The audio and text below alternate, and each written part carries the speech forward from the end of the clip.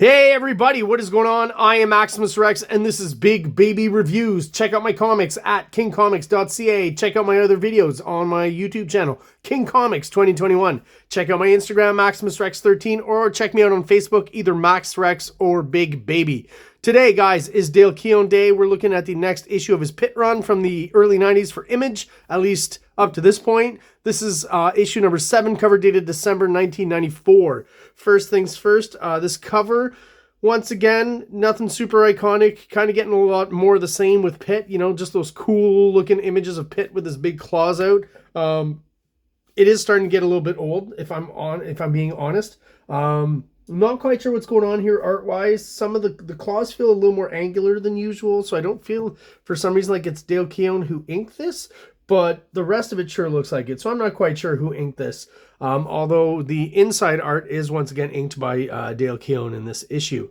So just kind of an okay PITT cover. It's pretty dark. Printing-wise, maybe they weren't expecting it to come out this dark, but yeah, and I mean, at this point, all this blue, the covers, the title is blue, everything's blue.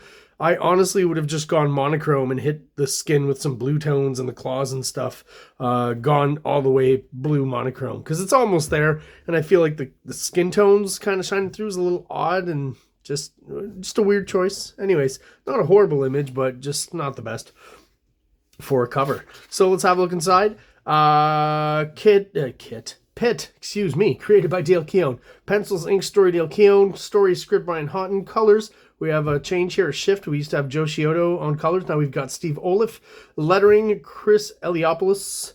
And yeah, that's basically your team here. So once again, Dale Keown on inks. So I definitely feel like, you know, what we're getting here is, it almost feels like when you look at these two characters here and all throughout the next few pages, even the hatching he does here, I have to wonder if maybe some of this is pencils straight to publishing. Like, there's little telltale signs here and there, you know what I mean? It does say inks, but I wonder if maybe this is an early form of him trying, I guess, what, for lack of a better term, what you would call digital inks, excuse me, where you adjust, you know, the brightness, the contrast, the levels and stuff of your pencils to make it appear as though it's inked.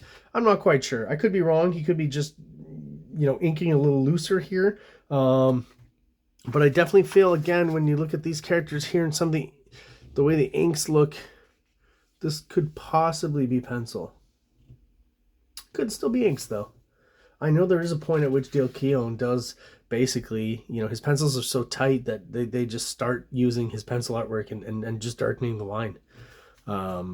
It's that precise. So I'm not quite sure if he's doing it already here, but some of the inks to me appear almost pencil-like. Great design on the ship here. I'd say this is kind of Star Trek. It looks kind of like either, I'm not sure if it's the Klingon or the Ferengi ship. But it's one of those two. Great design. I think the perspective and stuff really works. It's hard to do something with like odd shapes like this in correct perspective. So again, a pretty solid double page spread for an Image comic. You've still got some good storytelling coming on, happening rather. The establishing shot here, right? The establishing shot of the ship is awesome. The overlap on the panel, you know, creates that extra layer. Them running away, the point of view from maybe under the ship looking down is interesting. So it's a great double page splash. And then we get your tried and true Image double page splash. So, you know, just a bunch of cool characters standing around. I do marvel, though, again, at Dale Keown's. You know, I remember trying to kind of do this when I was a kid. Man, was it hard. You know, I'd like to try it again, just that insane hatching. But, like, Dale Keown, I just find, out of all of the Image guys, when it comes to the hatching, I think he's the best and just pulls it off the best. He's the best at getting the volumes out of it. He's the most illustrative, the most anatomically correct, even though he's exaggerating. You know what I mean? Like, just everything works. There's no, like, awkward body language or poses. Like, even this big guy here, kind of in the cold. And, I mean, the intelligence of setting your story in what I assume is the Great White North, because they meet up with some Inuits in those first few pages, right? So the Arctic up north between Canada and Russia. And of course the Dale Keown veins now just like getting even more extreme, if that's possible. yeah, just a cool double page splash that could be a poster, right? A good marketing tool. Man, look at the hatching on this. It's like insanity. And the textures, right? He's got the scaly textures and stuff. Wow, even the nails kind of breaks the edges of them here, which is cool. Yeah, I mean, even with the similar hatching, he's still able to, you know, get different textures. Like, clearly this guy's got a scaly, lizardy kind of skin. Pitt's obviously is not like that, you know, it's more kind of lean and sinewy and slightly hairy, apparently. Yeah, I mean, it seems like Pitt just gets angry very quickly, right? We go from him just kind of being slightly annoyed up here and maybe just pensive or whatever, and then all of a sudden, brah, he just wants to like rip your head off. Even though that's a great drawing, it's just a little unsettling. Not someone I'd want to hang around with. Nice little build up to him jumping. Whoop. This whole actual, you know, the whole panel layout on this page, again, these pages, this is double page spread once again, but there is some storytelling going on, even though, you know, this montage here is just the claws growing. It's a little funny. Maybe 2 would have been enough. Yeah, so we've got Pitt using his arms to climb this ice wall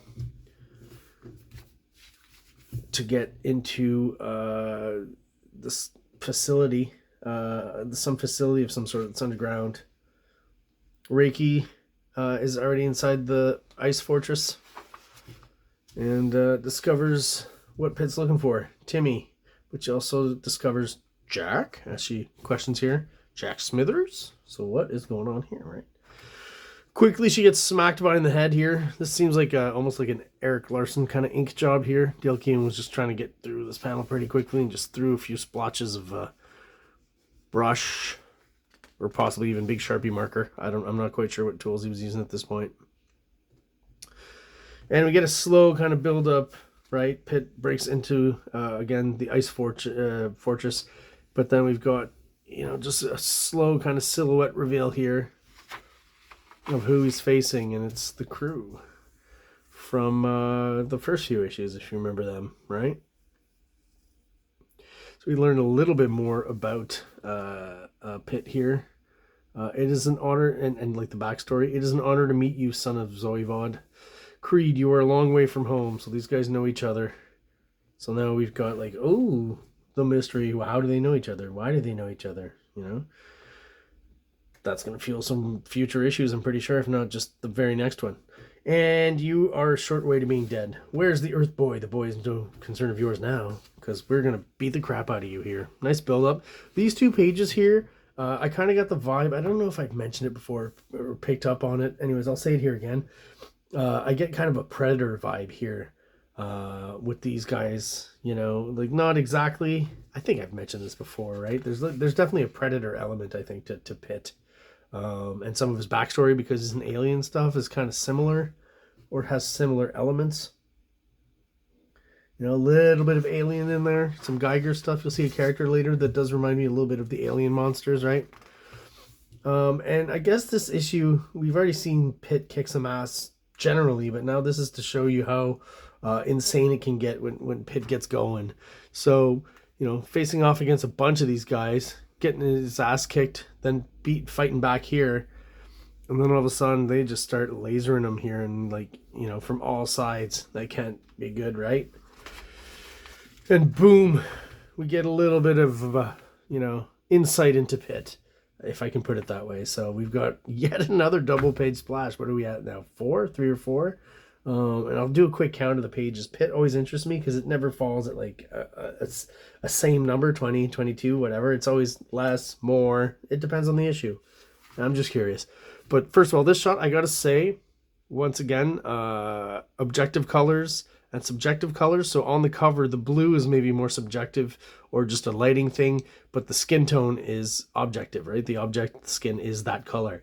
Here we've got subjective color, which implies, in this case, it's red. So, you know, I'm sure you all know about color symbolism, or at least can figure it out. So red does definitely represent violence, right? So that definitely works really well for that shot, because Pitt is about to inflict a lot of violence onto these characters here. And I'll just read the narration, because again, you know, I had never read this as a kid, and now reading older, I just, you know, one more issue would have given me a little bit more insight into Pitt, you know, a little bit, you know, an image level insight as it is.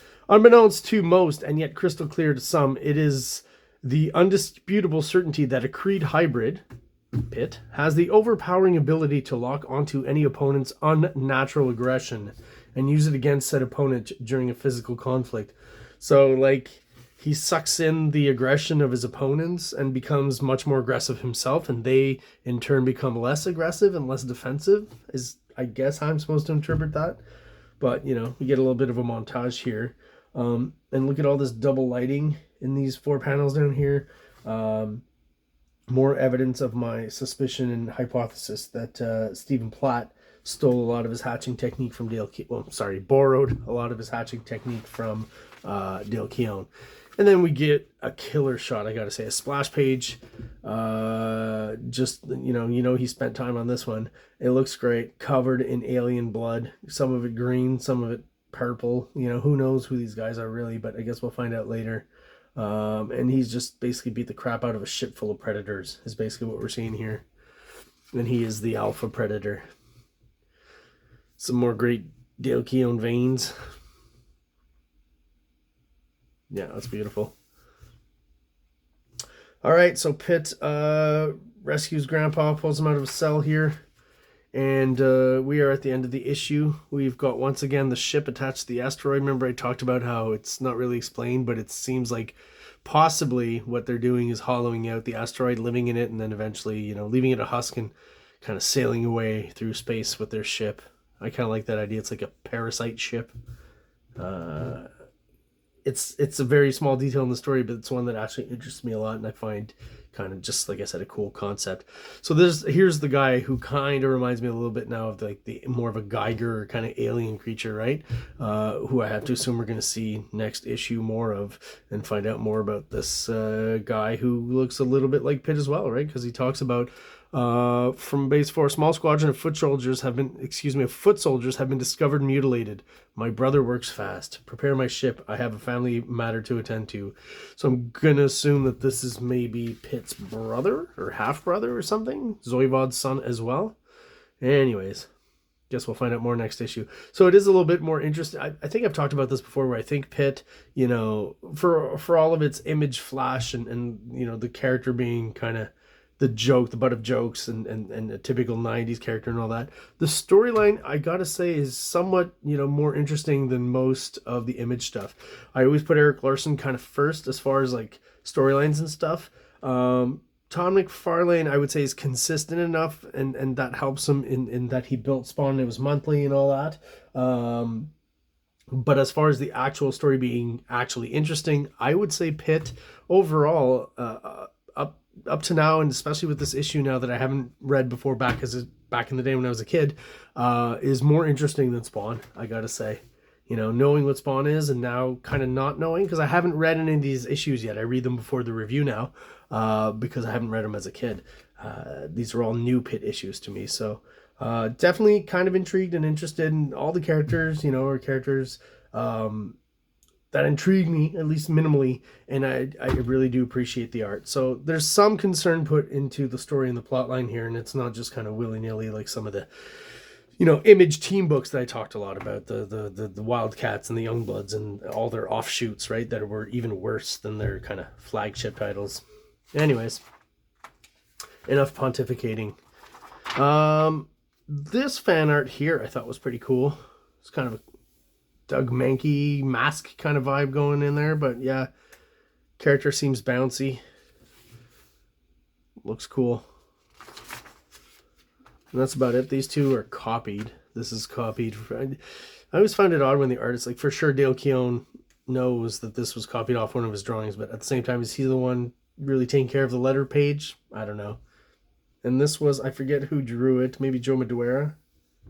Or no, some guy, some clone who kind of drew like he had Roger Cruz or something, and this is copied off of that. I think it's something like that.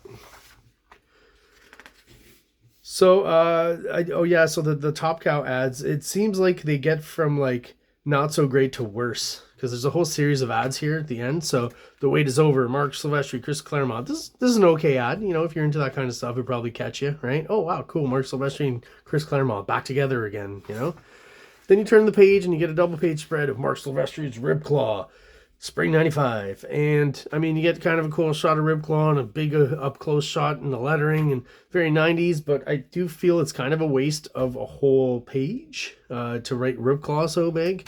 The design's a little bit lacking, so there's that. Not horrible, but...